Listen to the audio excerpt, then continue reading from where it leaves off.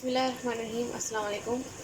आज हम बनाने जा रहे हैं गोभी चिकन का सालन, जिसके लिए हमने प्याज, अदरक, लहसुन सब कुछ चॉप करके डाल लिया है। इसको फ्राई कर लेंगे। साबुत हरी मिर्चें भी ऐड करेंगे और जीरा भी ऐड किया। चिकन फ्राई कर लेंगे।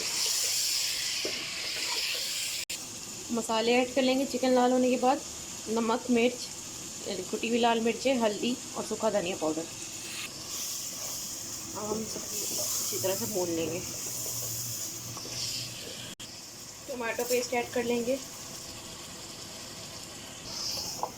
फूल गोभी ऐड कर लेंगे और अच्छी तरह से मिक्स कर लेंगे।